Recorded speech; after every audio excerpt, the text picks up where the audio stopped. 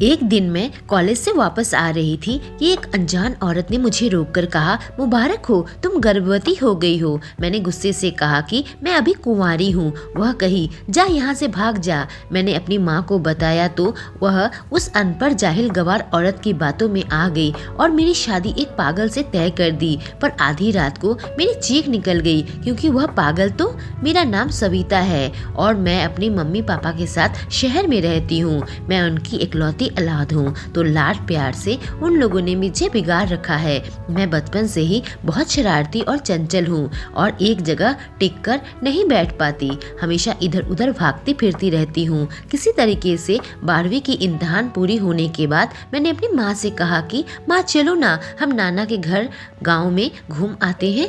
शहर में रहते रहते मैं बोर हो चुकी थी और गांव में छुट्टियां बिताने में तो बहुत मज़ा आता है। मेरी माँ भी काफ़ी दिनों से नाना के घर में जाने का सोच रही थी, तो इसी मौके का फ़ायदा उठाकर वह भी जाने को तैयार हो गई। मेरे पापा ने ट्रेन की टिकट लेकर हमें ट्रेन में बैठा दिया और 8 घंटों के सफ़र के बाद हम लोग नाना के घर पहुँच गए। मेरे मामा हमें स्टेशन में लेने आए थे और वहाँ से हम सीधे नाना के पास पहुँच गए और पहुँचते ही अच्छा खाना खाने को मिल गया।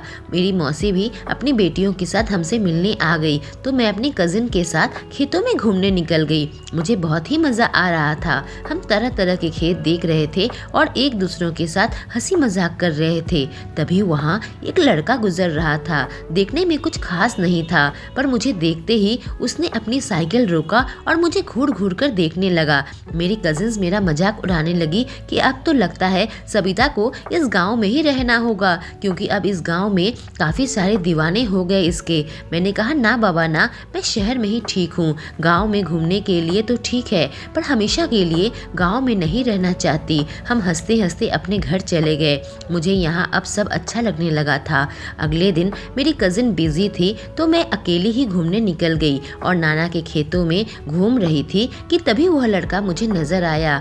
मुझे देखकर मुस्कुराता हुआ मेरे पास आया और कहा, सविता, मैं तुम्हें पसंद करने लगा हूँ। यह सुनकर तो मैं चौंक गई, क्योंकि शहर में तो हम कोएड में ही पढ़ते हैं और हमारे क्लास में बहुत सारे लड़के हैं, पर किसी भी लड़की को देखते ही ऐसा कोई नहीं कहता। मैंने उससे कहा, तुम होश में तो हो ना, तुम मुझे जानते तक नहीं हो और कैसी बातें कर रहे हो। उसने कहा, तुम बहुत खूबसूरत हो और मुझे बहुत भाग गई हो। मैं तुम्हारे बिना नहीं रह सकता, तो मुझसे शादी कर लो। तुम्हें यहाँ कोई काम नहीं करना पड़ेगा, मैं तुम्हें रानी बनाकर रखूंगा। मुझे पता है कि तुम शहरी लड़की हो। मैंने कहा, तुम्हारा दिमाग खराब हो गया है। तुम्हें क्या लगता है मैं तुम जैसे लड़के से शादी करूंगी? गांव के गंवार लड़के से शादी करने में मुझे कोई दिलचस्पी नहीं है। तुम यहाँ से जाओ और मेरे को परेशान मत करो। मैंने उसे इतनी जोर से डांटा कि अचानक ही वो रोने लगा। उसकी आंखों से आंसू आने लगे। मैंने सोचा, अजीब पागल लड़का है। रोते रोते कहा, तुमने इतनी बुरी तरीके से मुझे ना कर दिया। जाओ, मैं तुम्हें श्राप देता हूँ कि तुम्हें हमेशा के लिए इसी गाँव में रहना पड़ेगा। यह सुनकर तो मुझे झटका लगा, पर मैं भी गुस्से में आ गई और कही, तुम्हारे बेकार के श्राप मुझे मत दो। जो लोगों के बारे में बुरा सोचता है उसी के साथ बुरा होता है। तुम्हारे साथ ही बुरा होगा, क्योंकि तुमने मेरा बुरा करना चाहा। यह कहकर मैं गुस्से से अपने घर की तरफ आ गई। जब मैं घर पहुंची तो सब मुझसे पूछने लगे, तुम अकेले कहाँ चली गई थी? मैं काफी गुस्से में थी, किसी से बात करने का मन नहीं किया। मैंने कहा, बस आसपास टहल रही थी। फिर मैं अपने कमरे में आ गई। उस लड़के ने तो मेरा मूड बिल्कुल खराब कर दिया था। मैंने मन ही मन सोचा कि जरूर कोई पागल सन की लड़का होगा। अगले दिन मैं फिर से बाहर निकल गई और उस लड़के की बात मेरे दिमाग से उतर गई थी। मैं अलग अलग खेतों खलिहानों में घूमने लगी और दौड़ भाग करने लगी, लेकिन 1 घंटे के अंदर बिल्कुल थक गई। वहाँ एक पेड़ के नीचे मैं बैठ गई। प्यास से मेरा गला सूख रहा था। मैं इधर उधर पानी तलाशने लगी। काफी दूर चलने के बाद मुझे एक कुआं नजर आया। मैंने सोचा, यहीं से पानी निकाल कर पी लेती हूँ, पर मुझे हैरत तब हुई जब मैंने देखा कुआं ढका हुआ है। आखिर लोगों ने इस कुएं को ढक कर रखा है। एक पल के लिए मैंने सोचा कि कहीं यह पानी जहरीला तो नहीं, पर अगले ही पल मैं उस कुएं में बाल्टी डालकर पानी निकाल लिया और पानी पीकर मैं वापस कुएं को ढक दिया और वहां से निकलने लगी कि देखा एक औरत वहीं खड़ी होकर मेरी तरफ देखकर मुस्कुरा रही थी। वह मेरे पास आकर बोली, मुबारक हो। मैं ख्यालों में खो गई कि आखिर यह औरत है कौन और किस बात की मुबारकबाद दे रही है। मैंने कहा, ऐसा क्या हो गया कि आप मुझे मुबारक हो कह रही हो? उसने कहा, इतनी बड़ी खुशखबरी है, इस बात की मुबारकबाद दे रही हूँ कि तुम गर्भवती हो गई हो। यह सुनकर मैंने कहा, क्या कह रही हैं आप? मैं कुंवारी हूँ। इस तरह की बातों से आप मुझे परेशान मत कीजिए। मैं जाने लगी तो उस औरत ने मेरा हाथ पकड़ लिया। उसने मुझे कहा, तुम्हें पता भी है यह क्या चीज़ का कुआं है? यहाँ से जो भी औरत पानी पीती है वह गर्भवती हो जाती है। अगर तू कुंवारी है तो यहाँ से पानी क्यों पिया? अब तू गर्भवती हो जाएगी और तुझे बच्चा भी हो जाएगा। मैंने कहा, मुझे प्यास लगी थी इसलिए पानी पी। पानी में किसी का नाम लिखा रहता है क्या? और आप यह क्या अनाप शनाप बक रही हैं? यह कहकर मैं दौड़ती हुई अपनी माँ के पास आ गई, पर मैं बहुत परेशान थी। मेरी माँ कही, क्या बात है, काफ़ी परेशान नज़र आ रही है। मैंने कहा, माँ, इस गांव में काफ़ी पागल हैं, हर रोज़ मेरे साथ कुछ न कुछ होता है। मेरी माँ ने पूछा, आखिर हुआ क्या है? तो मैं उस औरत की सारी बातें बता दी और कही कि आखिर यह कुएं का मांजरा क्या है? आपने तो मुझे कुछ भी नहीं बताया। यह बात सुनकर मेरी माँ भी परेशान हो गई। कही, हाँ, हमारे गांव में एक कुआं है जिसका पानी अगर बांझ औरत पी ले तो वह गर्भवती हो जाती है। आखिर तुझे वहाँ से पानी पीने की ज़रूरत क्या थी? मैंने कहा, माँ, मुझे तो इस बारे में कुछ भी नहीं मालूम था। मुझे प्यास लगी थी तो मैंने पानी पी ली। मेरी माँ तुरंत ही मेरी मौसी को बुला ली और सारी बातें बताई। मेरी मौसी भी यह बात सुनकर घबराने लगी। उनकी घबराहट को देखकर तो अब मुझे भी डर लगने लगा था, पर मैं पढ़ी लिखी हूँ। मेरी माँ तो इसी गांव में पली बड़ी है, उन्हें यह सब अंधविश्वास पर यकीन हो जाता है, पर मैं तो ठहरी शहर की लड़की। पर जब रात हुई तो अचानक ही मेरी तबीयत खराब लगने लगी। मुझे चक्कर आने लगा और उल्टी होने लगी। मेरी माँ काफी घबरा गई। उस रात तो मैं सो गई। अगली सुबह फिर से मेरी तबीयत खराब लगने लगी। मेरी माँ ने मौसी को बुलाकर यह सब बातें बताई तो मेरी मौसी ने दाई को बुला लिया। दाई को देखते ही मैं चौंक गई, क्योंकि यह तो वही औरत है जिसने मुझे गर्भवती होने की खुशखबरी दी थी। क्या यही औरत दाई का काम भी करती है? यह सब मेरे साथ हो क्या रहा है? दाई ने कहा कि इसने उस कुएं का पानी पी लिया है। मैंने तो पहले ही कह दिया था कि यह गर्भवती है, फिर भी मैं जांच कर लेती हूँ। पर जांच करने के बाद उसने वही बात कही जिसका मुझे डर था। उसने कहा कि मैं माँ बनने वाली हूँ। यह बात सुनकर तो मेरी माँ रोने लगी। बोली, यह सब क्या हो रहा है? अब हम लोग क्या करेंगे? दाई ने मुझे दवाइयाँ दी जो अपने साथ लेकर आई थी। उसने एक दवाई मुझे खिला दी और बाकी खाने का तरीका बता दिया। वह कही कि मैं रोज आकर इसकी जांच करके जाऊंगी। मेरे सिर पर तो मानो आसमान टूट पड़ा। आखिर कुएं के पानी पीने से ऐसा कैसे हो सकता है? यह मेरे समझ से परे था। अब रोज रोज मेरी तबीयत खराब लगती और दाई मेरे पास आती और मुझे दवा देती। मेरी माँ बहुत परेशान हो गई। उन्होंने नाना जी को भी यह बात बता दी। घर वाले सोच में पड़ गए कि करे तो क्या करे, क्योंकि यह बात सबको मालूम चल जाएगी तो उनकी बहुत बदनामी होगी। तभी दाई ने कहा, परेशान होने की जरूरत नहीं है, आप मेरे बेटे से आपकी बेटी की शादी करवा दो, मैं सब संभाल लूंगी। यह बात सुनते ही मेरे सिर पर मानो आसमान टूट पड़ा। मैं एक गांव के लड़के से शादी कैसे कर लूं? पर मेरे घर वाले इतने मजबूर हो चुके थे कि वह इस शादी के लिए मान गए। मैंने कहा, नहीं, मैं यह शादी नहीं कर सकती। मेरी माँ ने कहा, अब कोई रास्ता नहीं है, तुम्हारे नाना इस गाँव के सरपंच है। अगर यह बात बाहर फैल गई तो उनकी बहुत बदनामी होगी कि सरपंच की कुंवारी नवासी माँ बनने वाली है।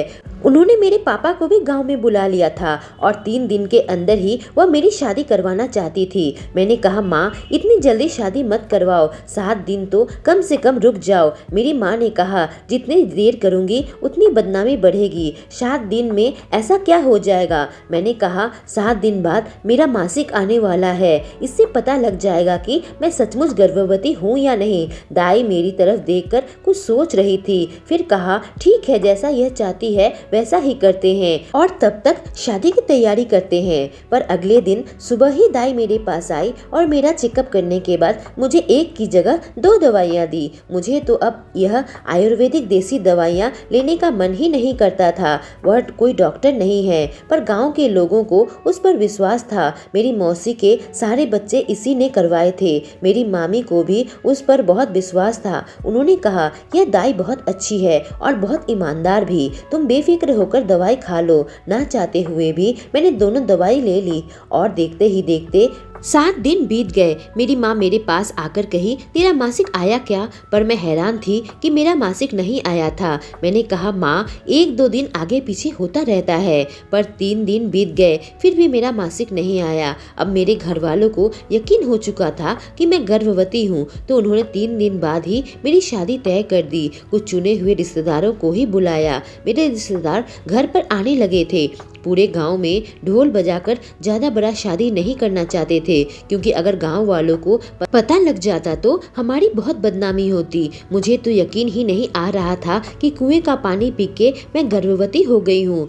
मैंने सोचा जाकर इस दाई के बेटे को देख लेती हूँ। मैंने उसे देखा तक नहीं है और मेरे घर वालों ने उससे मेरी शादी तय कर दी। मैं चुपके से घर से बाहर निकल गई और पूछते हुए उसके घर चली गई। जब मैं वहाँ छुपकर उसके बेटे को देखा तो मेरे होश उड़ गए। वह तो वही लड़का है जिसने मुझे श्राप दिया था, क्योंकि मैंने उससे शादी करने से इनकार कर दिया था। जरूर कुछ गड़बड़ है। अब मुझे शक होने लगा। मैं सीधे वहाँ से घर चली आई। मेरी माँ ने जब देखा कि मैं घर से बाहर निकली हूँ तो मुझे डांटने लगी। कही कि तुम ऐसे हालत में घर से बाहर क्यों निकली? एक तो इतना बड़ा कांड करके रखी हो, आइंदा से घर के बाहर मत निकलना जब तक हम तुम्हारी शादी करके तुम्हें विदा नहीं कर देते।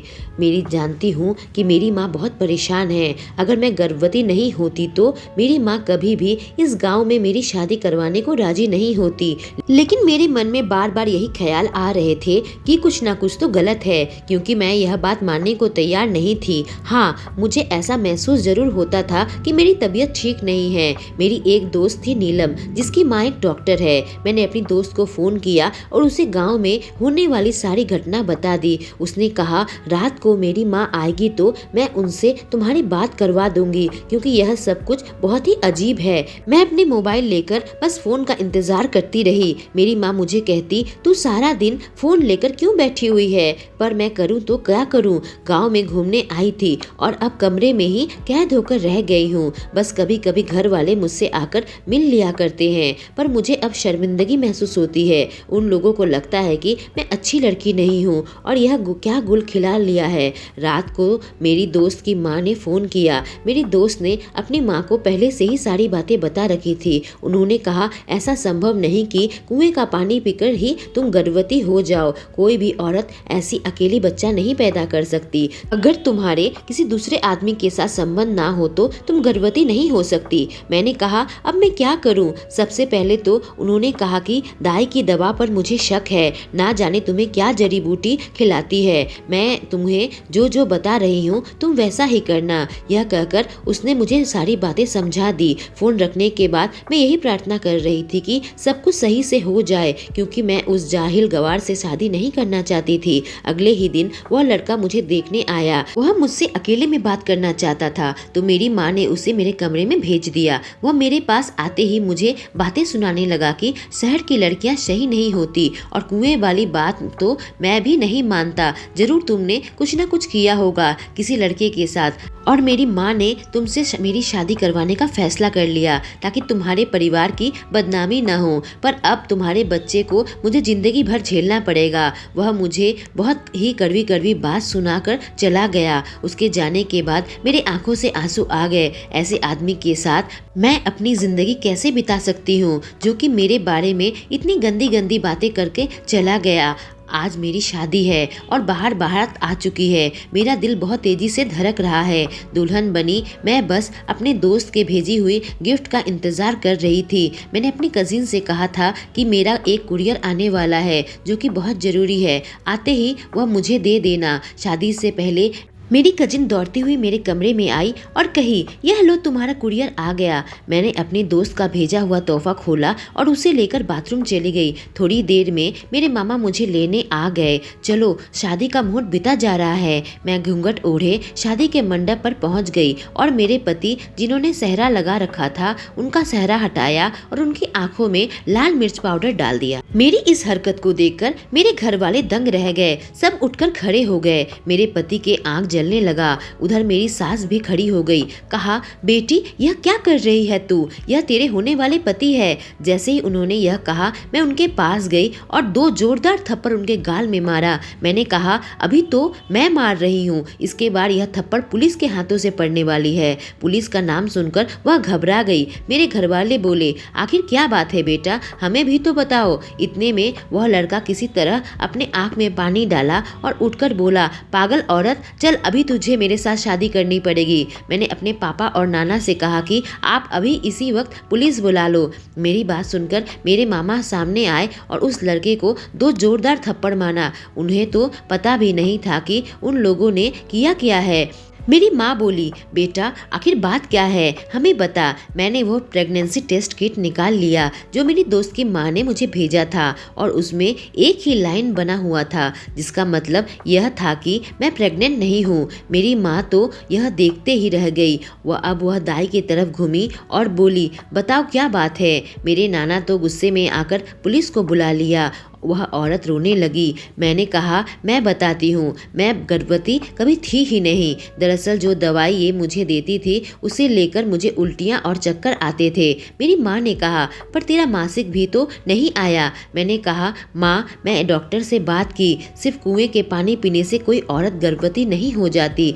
जब मैं मासिक वाली बात कही थी तो यह भी उसी कमरे में थी। उसके बाद से ही उसने मुझे एक दवा और देना शुरू कर दिया, जिस वजह से मेरा मासिक आना बंद हो गया था। मैंने वह दवा खाना बंद कर दिया है और 1-2 दिन में ही मेरा मासिक आ जाएगा। मैं उन लोगों को बताया कि वह लड़का है जो मुझसे शादी करने की बात कहा था और मैंने उसे इनकार कर दिया था, तो उसने मुझे श्राप दिया था। इसलिए शायद इन लोगों ने यह गंदी चाल चली। अब दाई कही, मैंने जो कुछ भी किया अपने बेटे के लिए किया। मेरा बेटा सविता से बहुत प्यार करता है और जब सविता ने उसका दिल तोड़ दिया तो मेरा बेटा बहुत गुस्सा हो गया और वह उसे अपहरण करना चाहता था और जबरदस्ती शादी करना चाहता था। ऐसा करता तो और मुसीबत आ जाती। इसी वजह से मैंने उसे समझाया और यह सब किया। जिस दिन वह कुएं से पानी पी रही थी तो मैंने उसे पकोड़े भेज दिया था और उसी में दवा मिला दिया था। इसे लेने के बाद ही उसे उल्टियाँ और चक्कर आने लगा था और रोज रोज मैं उसे दवा दिया करती थी